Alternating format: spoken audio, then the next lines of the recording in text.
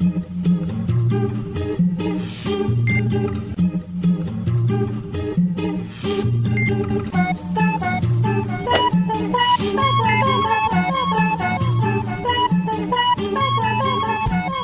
días a todos, bienvenidos a esta actividad marcada dentro de las 12º jornadas comiqueras organizadas por FNAC y SD.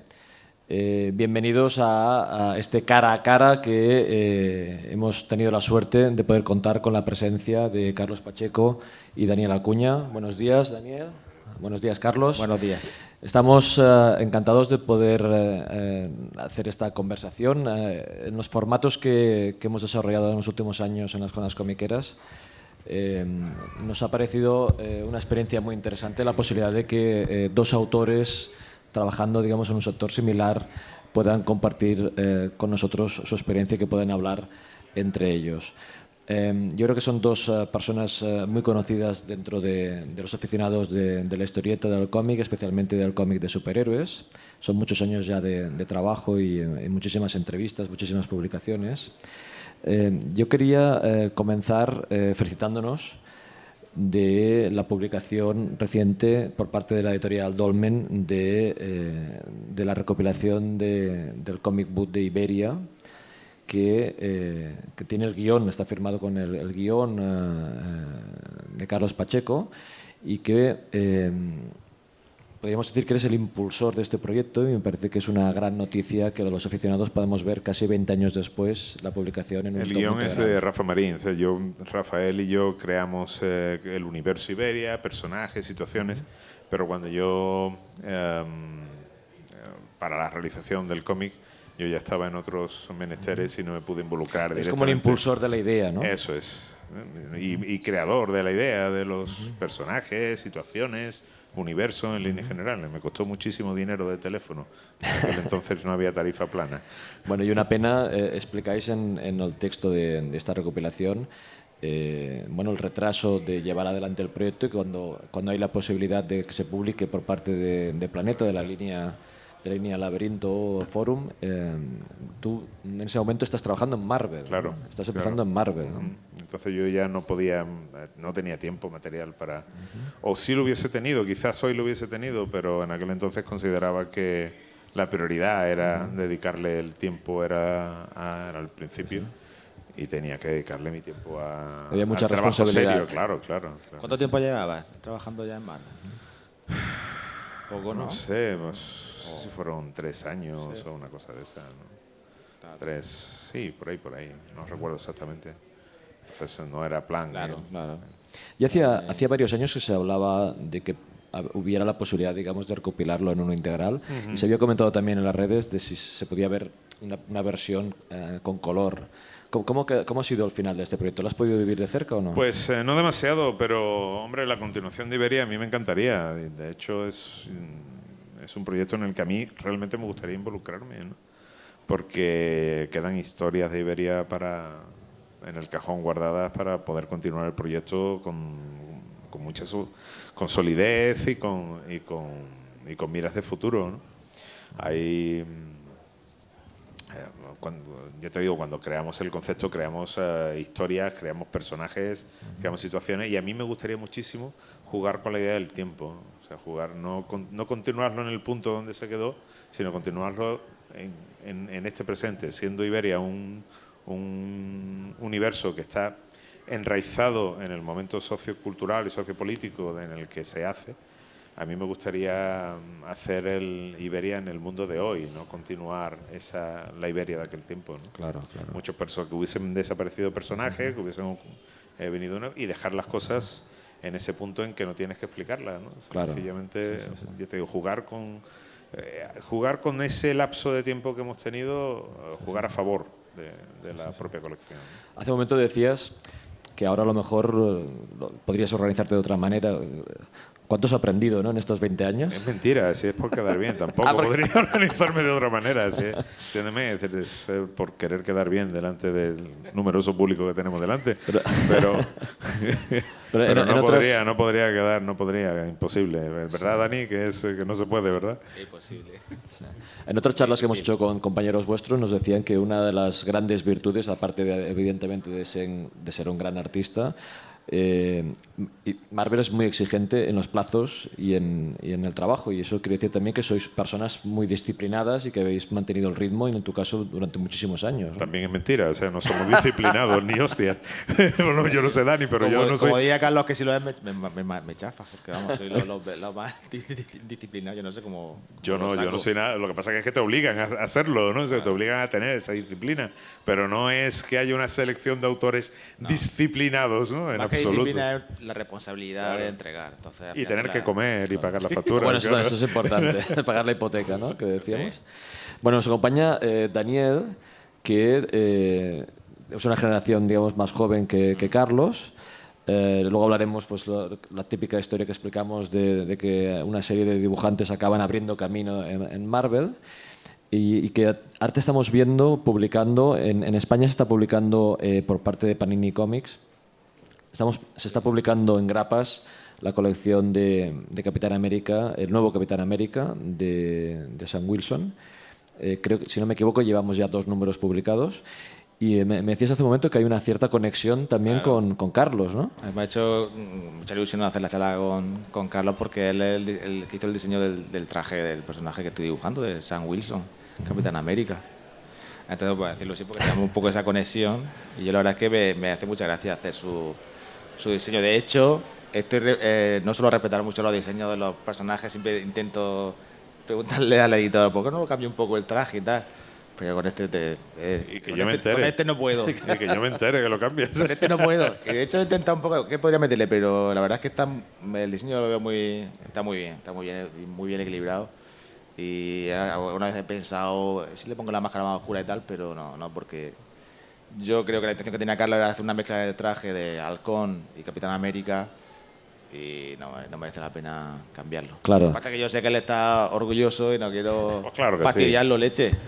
Eso es un momento muy bonito, ¿no? Digamos, un aficionado también, porque tú eres un gran lector también de superhéroes. Lo comentábamos de poder antes. hacer un personaje, estábamos, ¿no?, en la firma y lo estaba comentando antes. Cuando yo estaba trabajando en Capitán América, en la colección regular del personaje, con Rick Remender, y tenía pensado dejar la colección. De hecho, llamé al editor, a Tom Brevo, le dije que prefería pasar a otro proyecto y tal. Y entonces me llamó Rick y me dijo que te tengo que contar un secreto, vamos a cambiar al Capitán América y quiero hacer que sea Sam Wilson, y me gustaría que estuvieses tú. Y lo curioso es que la idea de Sam Wilson como sucesor del Capitán América era algo que tenía desde que era un niño, ¿no? Porque parecía que era siempre lo vi como la opción natural, y además me parecía como una continuidad, ¿no? Me parecía relevante que fuese un superhéroe negro quien asumiese la identidad de Capitán América. Entonces, cuando me lo dijo, inmediatamente digo, vamos, me tienes ahí. Llamé a mi amigo Rafa Marín, que era el otro con el que tenía siempre esa idea, y no me digas que lo van a hacer y tal. Digo, sí. Digo, ya estoy haciendo diseños. O sea, antes de cualquier otra cosa ya me puse a hacer diseños, y no dieron directrices ninguna, salvo el hecho de usar los Google, las gafas, y supongo que para conectarlo con el personaje cinematográfico. Y sí quise, como decía Dani, mantener ese híbrido de Capitán América y de Halcón, y después añadirle ciertos componentes de carga simbólica, ¿no? Por ejemplo, el hecho de que la capucha del Halcón fuese blanca, Claro. me parecía que conectaba mucho con el águila americana, con el águila calva americana, que tiene la cabeza blanca, ¿no? Sí. Y dibujarle el símbolo del pecho con forma de alas. Es lo que me cuesta a mí hacerle, que ya te he Claro. explicado.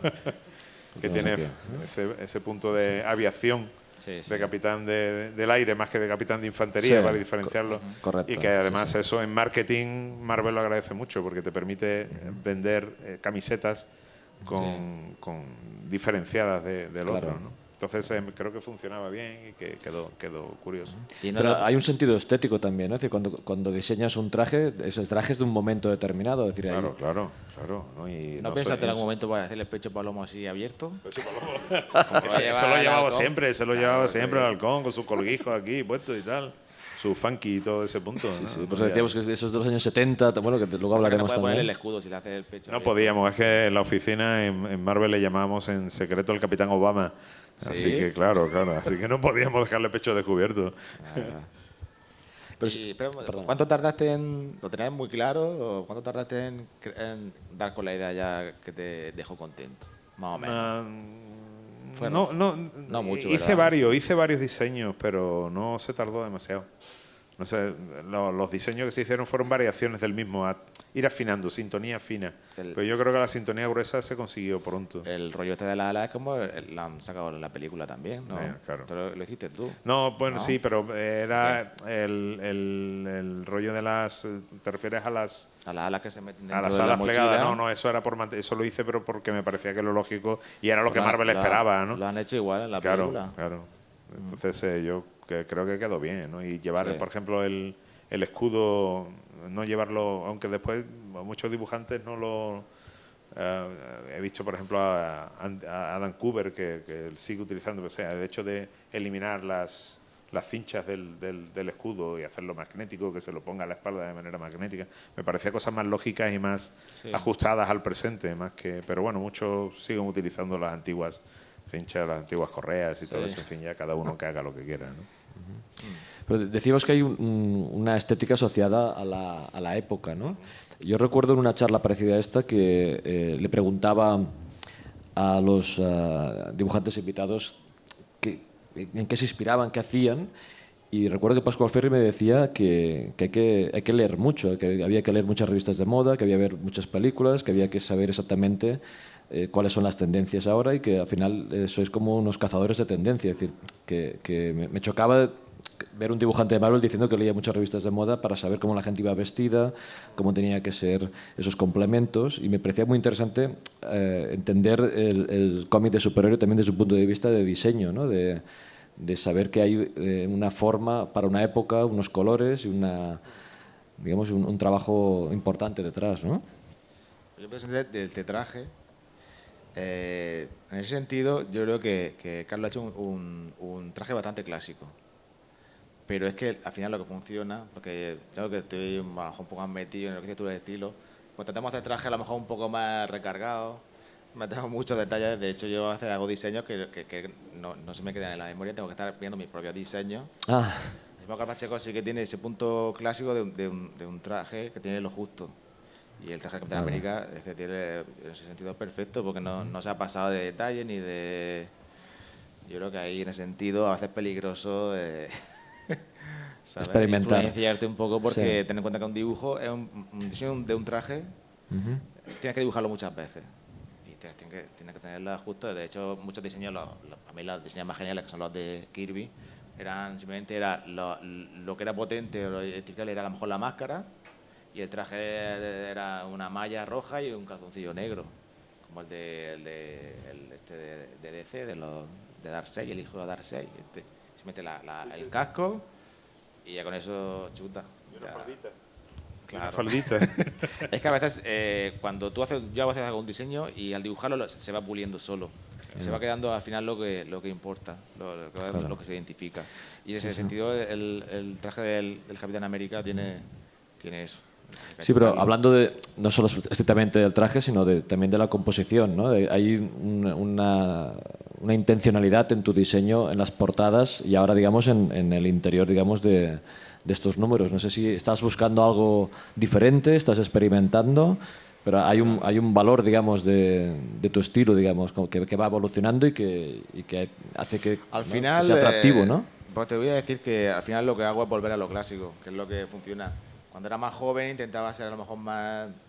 No miraba tanto a los dibujantes clásicos, ¿sabes? Intentaba hacer una cosa diferente, incluso a veces lo opuesto a lo que hacen muchos dibujantes clásicos. Y al final me di cuenta que lo que hacen los dibujantes clásicos es lo que funciona y que por alguna razón lo hacían así. Entonces al final lo que estoy haciendo es volverme más clásico, más... Por eso se llama clásico precisamente, porque porque funciona. Y de un dibujo de cómic tiene que ser muy narrativo. Y tienes que poner siempre lo justo de detalle, por ejemplo. Claro. De información por viñeta, para que la narración sea fluida. Y en ese sentido, pues, aprende de los clásicos, que es donde no hay que pasarse. Los aficionados... Aparte que la modernidad del cómic es muy relativa, porque los pioneros del cómic es que ya rompieron todo casi lo que se podía hacer, porque era Will Eisner con Spirit, que ya rompía la viñeta y te hacía lo más moderno ya del mundo. Entonces, claro. ya ser moderno es un poco... Pero es cierto que hay que tiene que estar constantemente actualizado en ese sentido. Por ejemplo, uno de los detalles que yo más tengo presente es el hecho de que en mi juventud los cómics de superhéroes en particular tenían la virtud de ofrecerte una visión de la realidad completamente distinta de la mirada que el ser humano tiene de esa misma realidad, ¿no? Es decir, nosotros tenemos que desplazarnos en el espacio para poder ver, pues, subir los puntos de vista o bajarlos. Tenemos que ponernos físicamente en posiciones inferiores. Lo normal es que nuestro horizonte se mantenga a la altura de los ojos. Entonces, en el dibujo de cómic, en los 70, incluso en los 80 si quieres, en principio de los 80, el mérito lo tenía la capacidad de transformar, de angular la mirada, ¿no? Te pongo el ejemplo típico de Neil Adams, ¿no?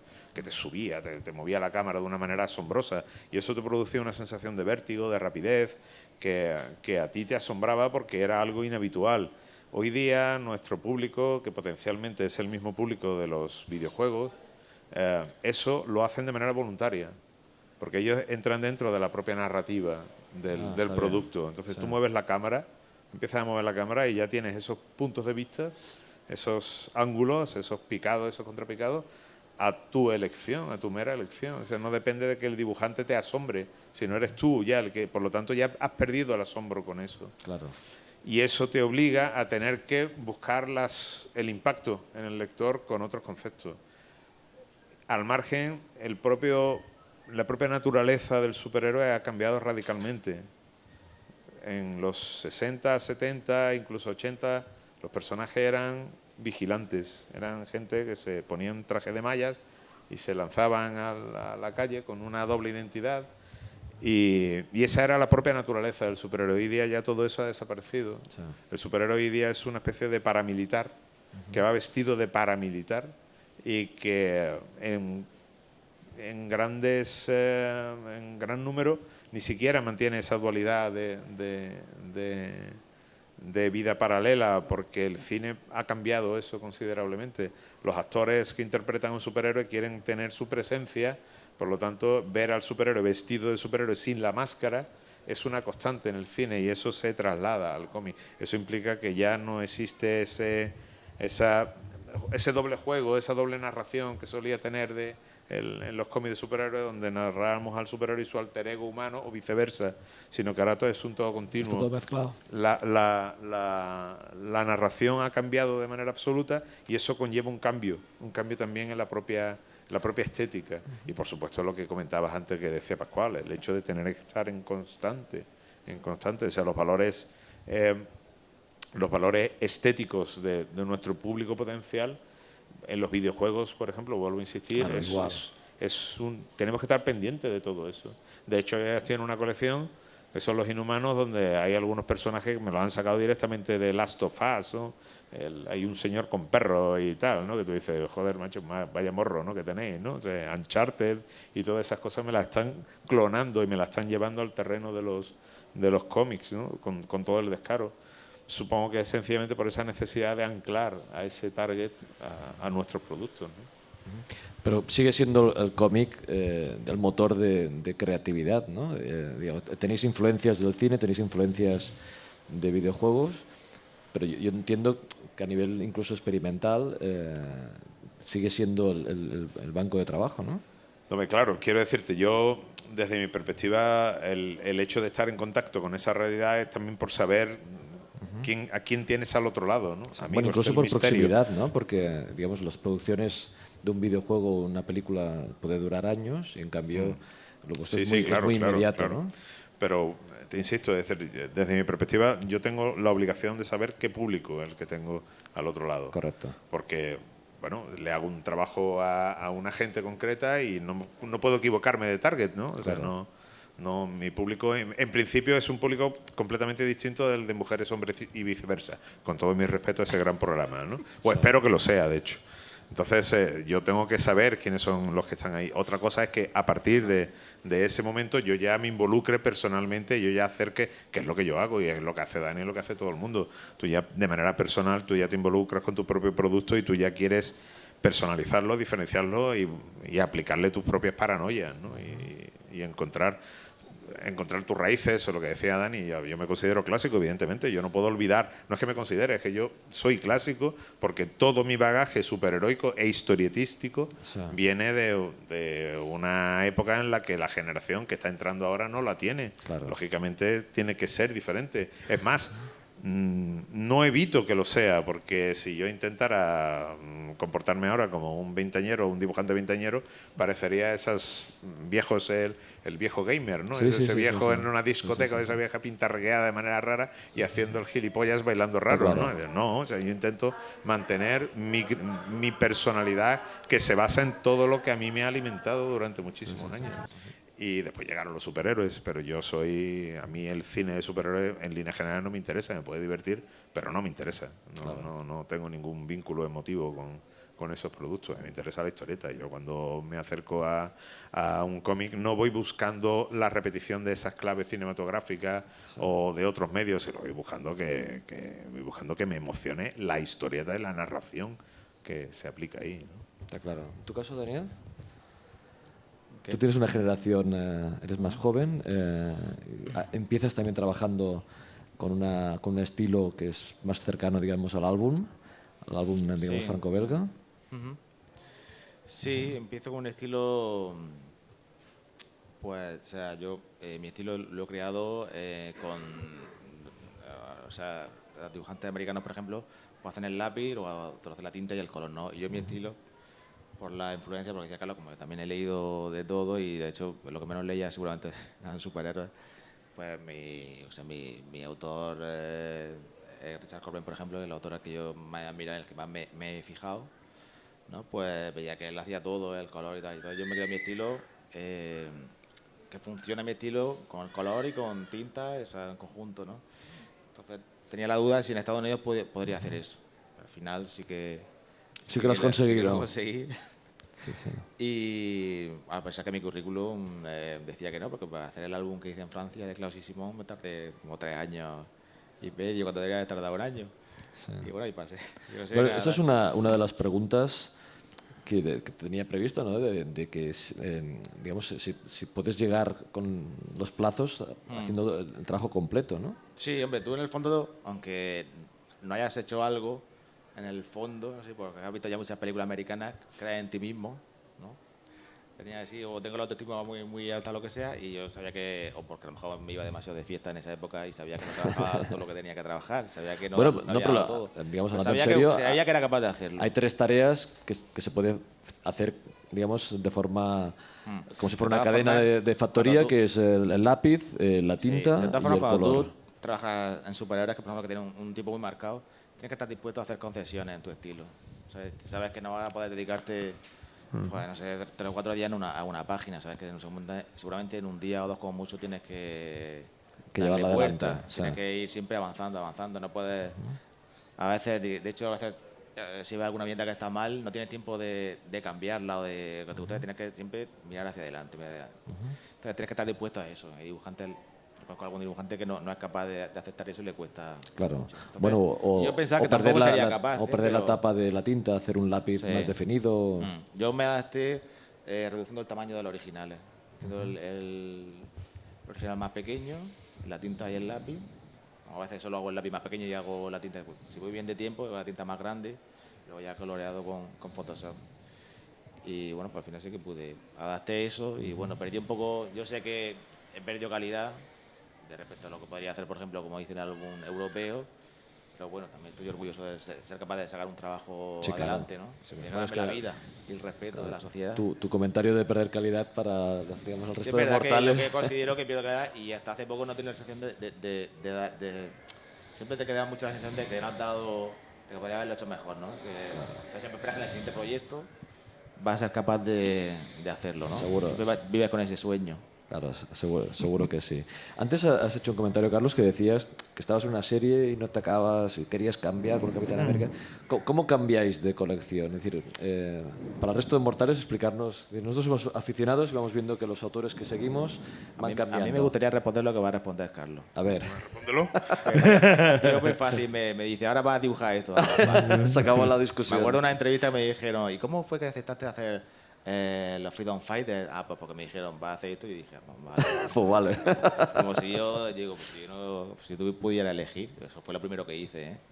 Y, hombre, cuando me ofrecieron eso precisamente me asusté un poco y digo, me hace yo un cómic con el tío Sam, que no tiene sentido el ridículo de los americanos estos, que luego me ha encantado dibujar el tío Sam, la verdad. Es que como dibujar al Quijote o algo así.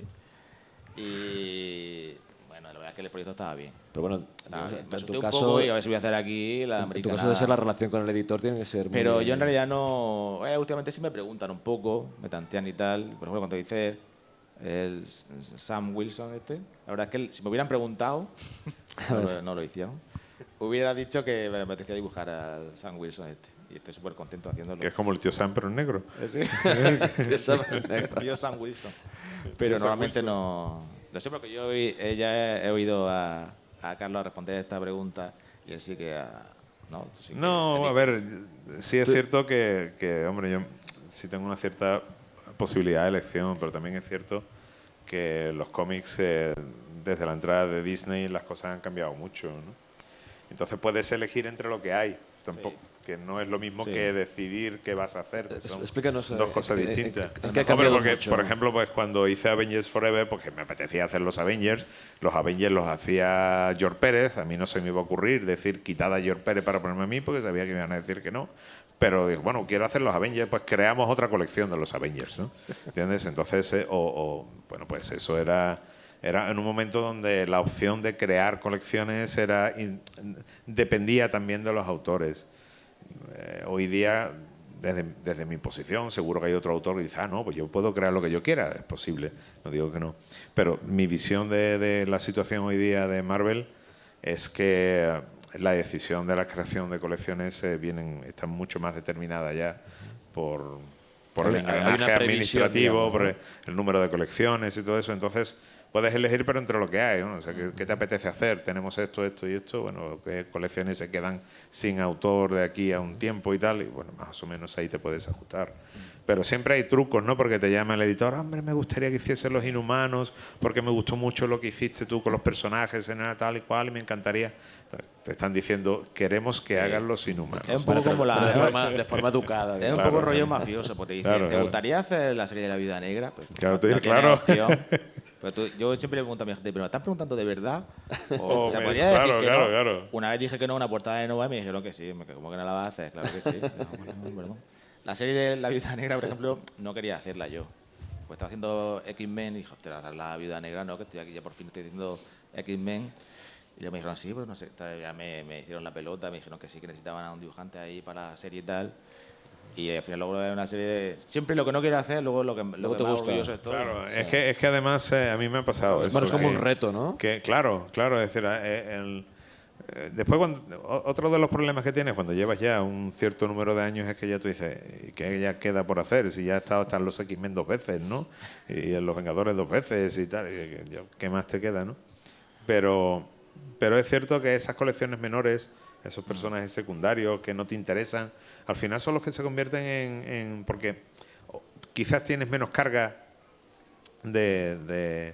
sobre creativamente por el hecho de que los personajes pues no haya una etapa marcada que el lector espere que no te apartes de ahí o que te acerques a esa etapa, o sencillamente porque a los personajes les importa un carajo al editor, al lector, y sencillamente lo que se espera es que no muera y que el copyright se mantenga vivo, ¿no?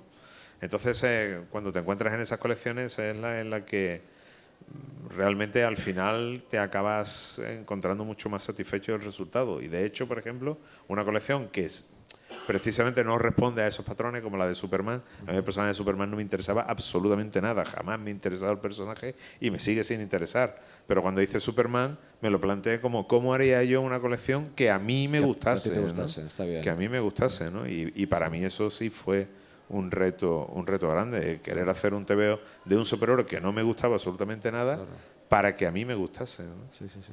Bueno, hace un momento decías que ha habido, digamos, un cambio en Marvel que puede ser, digamos, a mejor, ¿no? No tiene por qué justificar que sea peor. Pero una de las cosas que hemos notado los aficionados es que hay como una cierta planificación ordenada, ¿no? Por ejemplo, en el evento de Secret Wars hemos podido disfrutar de una cierta coherencia. Es decir, antes tenías casi que hacer un cursillo para poder seguir todas las historias con los crossovers. Yo creo que esto es un ejemplo también de una buena planificación también, ¿no? Yo creo que en términos empresariales la editorial se ha fortalecido hasta el punto en que ya no es editorial. Es decir, yo ya he dejado de llamarla una editorial de cómics. Hoy es un conglomerado transmedia, digámoslo así, donde lo que marca son otro tipo de objetivos, intereses, digamos, que legítimos absolutamente, pero que ya no es exclusivamente hacer cómics. De hecho, los cómics han pasado en la consideración de la empresa a un segundo plano. Es lógico, es decir, los beneficios que te da cualquier película de los X-Men. De hecho, los X-Men han perdido peso en el ámbito editorial precisamente por esa desconexión que hay con Marvel Studios y todo eso. Bueno, fíjate, pero imagínate los Cuatro Fantásticos. Claro, lo que ha los perdido. Los Cuatro Fantásticos, que evidentemente lo que ha llegado a perder. Evidentemente, que es la colección que crea Marvel, ¿no? Pero en términos administrativos sí ha crecido muchísimo. Entonces, ese darle peso al marketing en líneas generales por encima de lo creativo, sin que eso signifique que se desconsidere lo creativo, sino que se tiene las fechas de entrega, por ejemplo, hoy día yo recuerdo cuando la fecha de entrega no pasaba nada por retrasarte un par de semanas y se retrasaba y punto, y no ocurría. Hoy día es inviable, ¿no? En los retrasos, ¿no? Por ejemplo, es un detalle que empresarialmente es importantísimo, porque eso es lo que precisamente permite el tener esa coherencia a la hora de establecer un evento, que ninguno se retrase, que todo vaya, aunque el último número de Secret Wars creo que sí se ha retrasado un tiempo, pero yo de todas maneras, como antes hablábamos, yo que soy caótico por naturaleza intrínseca al propio ser humano que soy, prefiero ese caos, moverme en ese caos, que moverme en ese orden administrativo. Claro. No sé, Dani, si... Explícanos. Es que tampoco aprecio tanto, yo sufro a veces ese orden que tiene también un poco caótico, porque como siempre tiene que esperar, la serie que estoy haciendo yo, pues como si ahora el Civil War, que si no sé qué, tiene que estar el guionista esperando, o porque es el propio guionista que está en la serie Civil War y tiene que estar esperando. Me tiene ahí esperando a veces, hacer un follón y nos atrasamos mucho, y cerca de la fecha de imprenta y todo. Sí, pero que se retrasen ellos sí, pero que te retrases tú ya son dos cosas, claro. Yo a veces me retraso a veces también. No, o te puede influir digamos, en tu historia, ¿no? Lo hemos yo, comentado, por ejemplo, en un follón ahí montado. En Inhumanos estoy haciendo un arco en el que está conectado con Guerra Civil 2, con Civil War 2, y lo que tengo que dibujar, que son los Inhumanos enfrentándose a Tony Stark, tenía que ser dibujado primero en la colección principal. Y entonces he tenido que hacer una secuencia sin saber en qué lugar estaba ocurriendo. He dibujado los personajes, pero sin saber. Entonces después yo pensaba que iba a haber una batalla, entonces pongo a los dibujantes, algo tan tonto como poner a los dibujantes, están charlando y uno tiene un pie encima de un trozo de escombro pequeñito, o sea, por no ponerlo siempre con los dos pies en el suelo. Y ahora resulta que no ha habido batalla, que está todo limpio. Y ahora ¿qué hago? ¿Qué le pongo debajo del pie? Lo tengo que cambiar entero, ¿no? Resulta que te piden que aparezca un personaje. Nos hemos equivocado. Después aparece, no es este personaje, es otro personaje el que aparece. Ahora ponte a cambiar viñeta por viñeta, que me acabo de dar cuenta que hay una que no la he cambiado. A mí, nota mental, ¿no? Nota mental. Nota mental. Y claro, eso es no es de ese caos del que yo hablo. Yo, Sí. No. Yo Eso te hablo sería, de... sí, eso es un tema de coordinación. Claro. Sí. Yo el caos del que te hablo es ese caos en el que se entra en un juego creativo de ideas que uno aporta, el otro quita, el otro pone y tal. Y luego, como tú dices, eso es una cuestión de coordinación donde en lo empresarial está por encima de cualquier otra consideración. Sí, también se puede producir el hecho de que el evento te distorsione tu línea argumental, ¿no? Lo recordaba hace muy poco también con Ramón Rosanas, con El Hombre Hormiga, o con Miss Marvel, ¿no? Que tú tienes un discurso, vas explicando tus historias y de pronto todo lo que está haciendo, le pasa a Marvel te acaba afectando a ti. Y cuando decías, yo estaba tan tranquilo aquí explicando mi historia y de pronto me habéis mareado, digamos, ¿no? Me la habéis hecho como lo que podríamos decir, una sacudida, ¿no? Como, y ahora volver a empezar y continúa con lo que tenías, ¿no? Yo pienso que también es consecuencia del peso que han ganado los guionistas en la editorial. Por encima, hubo un tiempo en el que el cómic de superhéroes, el que vendía las entradas del concierto era el dibujante. Y hoy día es Se le llama arquitectos ahora a los guionistas. Claro. A los guionistas se les llama arquitectos. Arquitectos de Marvel. Entonces se reúnen con los editores y planean los eventos y todo lo que va a pasar en el universo ese año. Bueno, ahí Eso me lo he inventado yo. hay algún mito de hacen encuentros, ¿no? los summits, todos los donde se pelean, sí, ¿no? donde se pelean entre ellos, se llaman de todo y tal. Sí, y es se divertido. encierra, vienen los Bueno, que son yo de entiendo fuera. que quieren saber a dónde quieren llegar y durante esa el época, camino, ¿no? Durante esa época se reúne está muy bien porque tú, si no mandas páginas no pasa nada porque como no están atentos, de irte por ahí de vacaciones también. Ese pánico en el que entran los editores cuando se tienen un tiempo sin recibir páginas y ya creen que tú no estás dibujando, ¿no? Después se las envía, se hace mala leche a veces, ¿no? Ahí no se entera. Después se las envía seguidas, ya. Pero yo creo que funciona también como las series de televisión, que en realidad es un equipo de guionistas, ¿no? Y allí el que, digamos, estas famosas reuniones que explican, yo creo que lo que deben decir es que hacia dónde quieren llegar, el camino, y luego ya lo troceará el correspondiente. Claro, yo es que echo de menos aquellos currante, tiempos ¿no? caóticos de Roy Thomas, de Steve Englehart, de Gerber, Sí. donde recuerdo una historia en particular de los otros que me parece maravilloso. Aquello me parecía maravilloso que se vea.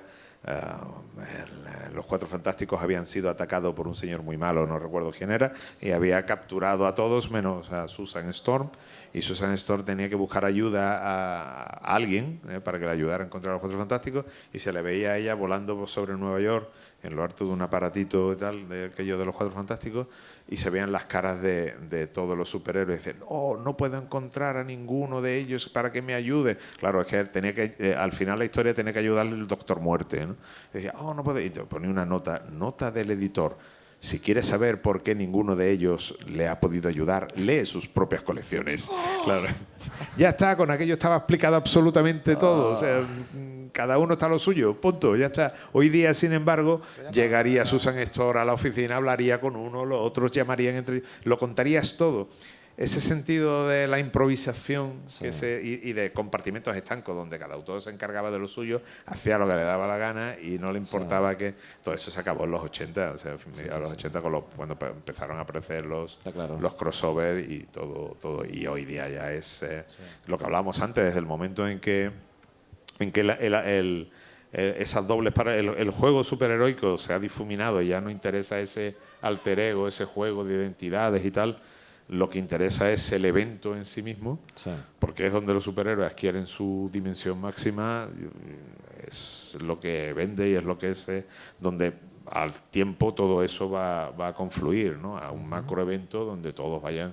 De la Secret Wars hemos pasado a Civil War y el caos es otro tipo de caos, es tan grande que en las grandes superficies, no en esta, porque en esta se sabe mucho de cómics, pero en otras grandes superficies te ves un rack de cómics, de esto de cómics donde te venden todos los tebeos de Star Wars y te incluyen los de Secret Wars. Es Wars, es lo mismo. Las 7 Chaos Wars va a ser la Chaos Wars. Bueno, Chaos al final son todos de Disney, ¿eh? Es decir, que Secret Chaos. Secret Chaos. Sí, pero en España no. En España una es de Disney y otra es de CC. Bueno, de Planeta. Ah, de Planeta, perdón, de Planeta. Sí, sí, sí. Bueno, pero el original, digamos, Sí, el faltará original, un Mickey Mouse World. Sí, también, son dibujitos con grapas, todo es lo mismo. Yo una vez en DC, cuando estaba en DC, hice una portada de Flash, entonces estaba en Las Vegas así peleándose y entonces dije, pues voy a hacer un guiño aquí, voy a poner la Time Machine, que es la furgoneta de Scooby-Doo, con Scooby-Doo asomando la cabeza y tal. Me dijeron que no eran del mismo universo. Del mismo no universo. podía sacarlo, tío. Ya, bueno. A mí me lo hicieron, a mí me lo hicieron con Peter Pan. A mí me lo hicieron cuando hacía Green Lantern, tenía que dibujar a todos los Green Lantern allí en UA y tal, y dibujé a Peter Pan, claro. Y me lo quitaron, tío, me lo fue afuera tal. Hombre, y a mí en Imposibles Vengadores hice a Dumbo, tío, como somos familia ya, y me lo hicieron quitar. Bueno, una página no se dieron cuenta, pero en el segundo número volví a ponerle porque había una chica, la hija de uno, tenía a Dumbo y tenía puesto la película de Dumbo, ¿eh? A mí es mi película favorita de Disney. Ah, en la Me tele. dijeron, no, porque eso es de Disney. Y digo, bueno, pues si somos ¿Qué problema hay, no? Digo, no, es que no nos pisamos las mangueras, ellos en su sitio, nosotros en el nuestro. Digo, bueno, qué que bueno. no es un cameo con texto, que era ahí un peluche de Dumbo. Sí. Que no luchaba Dumbo contra Magneto. Ya. Hubiera estado guay, ¿no? Pero no. Me llamó mucho la atención, digo, bueno, pues... Dumboneto. Sí. Bueno, al final a lo mejor no es una prohibición, sino el evitar un conflicto, ¿no? Sí, hay por un si problema. acaso. Es que eso, sí, enseguida se asustan un poco. Sí. Pero vamos, que va a Pero pasar. esto en universos, entre comillas, en universos diferentes. En el propio universo, por ejemplo, el tema del cine os puede llegar a influir No se puede. notablemente, ¿no? Influir. Bueno, lo que decíamos antes, de que Sí, si ello el color, influye. las gafas... Por ejemplo, y no sé qué. ahora Ojo de Halcón no puede llevar el traje este así con la máscara tan chulo que le gusta a la gente. El color lila ya... Mejor irla aún, pero hay que llevar la gafica. El diseño de Don Heck, que es para mí la gran aportación de Don Heck, un clásico de Marvel, a Marvel, era el diseño de Ojo de Halcón. Ya eso ya ha quedado erradicado, ya, en beneficio de... Fue más por Ultimate, que lo sacaron ya ahí, y ellos lo han adaptado. Pero este sí que... Sí, pero en Ultimate era un mundo paralelo. Sí, seguía lo traen, existiendo el original, ¿no? Hasta hace poco, pues yo lo he dibujado ese diseño. Se le hizo... Sí, Se verdad. rediseñó y tal, pero con la máscara, porque al lector yo creo que el traje que le gusta es ese. Sí. Bueno, yo lo siento por los chavales jóvenes que no van a disfrutar que no de van a eso. disfrutar. Bueno, Lo he tenido que dibujar ya con las gafas y tampoco es muy... Tú también lo habrás dibujado así, ¿no? Claro, con la gafica. No, yo recuerdo, por Me hacía ejemplo, mucha gracia. en el cine de Civil War, salir oyendo niños pequeños diciendo este Spider-Man no es el Spider-Man. Y yo diciéndolo a lo contrario. Digo, "Hostia, por fin han puesto Por el fin han puesto Spider-Man, ¿no? Sí.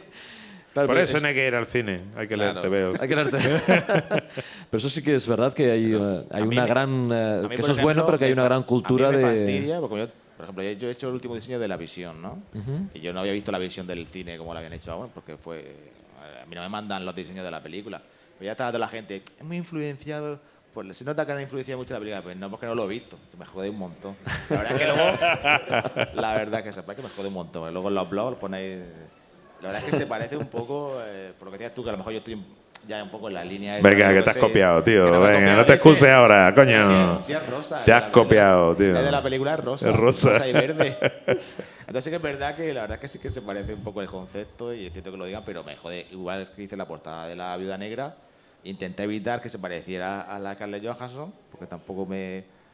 Y la gente, ay, que me siento que es la Scarlett Johansson. Coño, porque que no se parece. Y la verdad es que se parece un poco. Pero es que no lo sé, es cosa del subconsciente. Entonces me jode que me digan que... Porque creo que tiene que ser al revés, tiene que ser de nosotros a ellos, no de ellos a nosotros. Que a veces los miramos como si fueran, ay, hermano mayor o algo. Lo que es cierto es Por que ya hay envidia. una generación de... O sea, la gente que nació viendo las películas o que creció, o que empezó a ver las pelis de Spider-Man o de los X-Men, que fueron las primeras que se hicieron a principios del 2000. Bueno, de hecho, la de los X-Men no era siquiera en el 2000, fue en el siglo pasado. Son gente que ya tienen veintitantos años y la visión que tienen de esos personajes es la cinematográfica. De hecho, recuerdo que hace poco en Madrid, en una charla, un lector me dijo, un señor ya con barba, o sea, que no era ningún adolescente, un señor ya con barba. Dice, yo nunca he leído un TVO de Spider-Man en el que no estuviese casado. Y en ese momento te das cuenta y dices, hostia puta, es verdad, claro. Claro. Entonces el público El público que queda ahí no ha visto lo que has visto tú, no ha leído lo que has leído tú. También la y no tiene... diferencia entre los personajes de DC y Marvel, que los de Marvel como que están vivos y evolucionan, se casan y evolucionan, y pueden evolucionar. Los de DC en realidad, aunque también evolucionan al final, pero son menos... Yo creo que eso era ¿no? así. Era antes, sí. Yo creo que era así. Vaya. Hoy día, de hecho, el lector Yo lo siempre... sigo viendo así, ahora pero... el tiempo pasa más despacio. Yo creo que el lector siempre deseó que DC se marvelizara. Y tuvo ese atisbo de esperanza en los 80 con los Titanes de Wolfman y Pérez, y cuando llegó Byrne a Superman, y con Wonder Woman de Pérez y tal. Pero después todo volvió al redil, y todo volvió a DCizarse. Y para mí el problema ha estado en que Marvel se ha DCizado también, que no ha sido al revés, que no ha sido DC la que se ha marvelizado, sino que ha sido Marvel la que se ha DCizado. ¿Qué quiero decir? Que esa línea, el hecho de asistir a una biografía lineal y continuada ya se ha cortado. Ya volvemos a etapas de autores concretas, tal autor que se va a encargar de 10 números, de 12, 6 o lo que sea, y después vendrán otros que harán otra cosa completamente distinta, que probablemente no han leído siquiera lo que hizo el equipo anterior, y todo eso te crea una sensación de ausencia de esa biografía lineal que antes era la que caracterizaba a los personajes Marvel, ¿no? Y que la que hacía que el universo Marvel tuviese un peso mucho mayor que el que tenía el universo ¿Estás DC. de acuerdo? Sí, yo también. Y es que tanto no llego yo. Pues digamos, vosotros no estáis invitados en estas reuniones de, de discusión. Y tampoco hay reuniones en paralelo. Hombre, yo creo que tú sí que para algunas sí fastidiar a los habrá guionistas. asistido, algunas sí de decisión sí que habrá asistido, ¿no? Porque corría la leyenda esa Sí, no, que la pusiste firme a todo ahí. Bueno, a ver. La leyenda yo la he oído. A ver. No, a ver, en algunas sí. Orgulloso ahí de nuestro. Algunas he Pacheco existido, ahí. ¿no? De hecho, yo durante un tiempo tuve una responsabilidad de asistencia editorial, eso es cierto. Pero, no, y no sé cuál es la que tú dices, pero sí recuerdo una reunión ahí, los con Bob empresarios con Bob Harras, estaban todos, y empezamos a hablar de los spin-offs de X-Men, cuando X-Men era la colección. Y entonces, digo, es que tened en cuenta que el primer spin-off de los X-Men fue Cazar. Y se quedan todos así mirando. No, el primer spin-off fueron los mutantes, los nuevos mutantes, yo no sé qué. Y todo el mundo allí dando su opinión, diciendo, ¿qué dice el gilipollas este español? Le va a venir aquí ahora que... Y entonces se levanta Bob Harras, que es Vito Corleone, perdón, Michael Corleone, porque además se parece al Pacino, tiene un punto Pacino que cuando sales de la habitación parece que va a decirle a alguien que parezca un accidente. Y se levanta y dice, no, tienes razón, el primer spin-off de los X-Men fue Cazar, y todo el mundo callado, diciendo, lo ha dicho el jefe, ¿no? Y en ese sentido, bueno, tengo que reconocer que a mí en Marvel durante muchos años se me consideraba por el hecho de conocer a los personajes Marvel mejor que muchos editores, ¿no? Pero bueno, ya hoy día ya eso ya no tiene ningún mérito ni tiene ningún valor, porque ya la historia del universo Marvel ya se ha convertido más en un peso, como decía antes, que en una virtud, ¿no? para los personajes. Hoy día yo la impresión que tengo es que lo que se construye es eso, se construyen etapas concretas que son recopiladas después en un tocho, y después viene alguien que hará algo completamente distinto y se olvidará que eso lo que se hizo. De hecho, yo no me acuerdo qué es lo que se hizo con la mayoría de personajes hace 3 o 4 años, ¿no? O sea, ¿qué ocurrió allí, ¿no? Y antes, sin embargo, no sabemos de memoria los primeros Claro, números de hecho, ¿no? tú ibas al kiosco y te comprabas pues los típicos cómics que había en aquel entonces, y ibas a buscar los de John Byrne, los de Frank Miller, los de Chris Claremont, y no te los veía, te veía los de otra gente, que no diré quiénes son. Entonces, joder, me lo tengo que llevar porque tengo que llevarme algo, ¿no? Pero con todo tú sabías que, aunque no fueran los dibujantes ni el guionista que a ti te gustaba y todo eso, ahí podía pasar algo que podía ser relevante para la historia, ¿no? Y hoy día ya eso no tengo la sensación de que ocurra. Lo mismo otra gente sí, pero yo no la tengo. Eso se ha ido perdiendo. También, ahora decías que habías colaborado, que no lo sabía, como asistente editorial. ¿Cómo es la relación que tenéis con los aficionados, sobre todo con los aficionados aquí en España? Os voy a poner una anécdota. Yo vi la película de Capitán América Civil War el viernes a las 4 de la tarde, ahí clavado en el cine. La vi con Pascual Ferry. Y yo le decía, digo, ostras, te tenían que haber puesto una alfombra roja aquí en la puerta del cine y estamos aquí sentados y nadie sabe ni quiénes somos, estás aquí, hostia, Pascual. Eh, ¿Cómo lo vivís? Además, vosotros trabajáis desde vuestra casa, digamos, ¿no?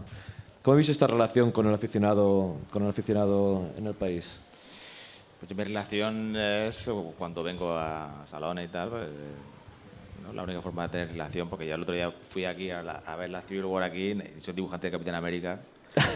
Ni mi amigo se impresiona, digo, vaya a ver la película con el dibujante de Capitán América, estáis flipando, ¿no? Porque están acostumbrados, Les da igual. Les da igual. Yo, mi madre, eres la madre del que dibuja Capitán América. ¿Y ese quién es, no?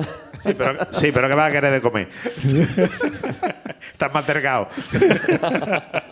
Entonces, la relación muy bien, la verdad, porque, yo que sé, por ejemplo, hoy en la firma, pues un chico me ha dicho que le encanta cómo dibujo a las chicas y yo tengo un complejo con eso, que pienso que me quedan fatal, ¿no? Y me ha dicho eso, que le encanta. Pues, te suben la moral, la verdad que pues, son muy simpáticos y siempre te dicen ahí, yo qué sé, tú no te esperas, cuando estás dibujando en tu casa, en la cueva, en realidad pues no te imaginas que alguien luego disfrute de, aunque debe ser la consecuencia lógica, debería ser, pero no te lo imaginas en realidad. Entonces tienes ya lo vives, ¿no? Claro. Gente que te dice, entonces pues te anima mucho, la verdad.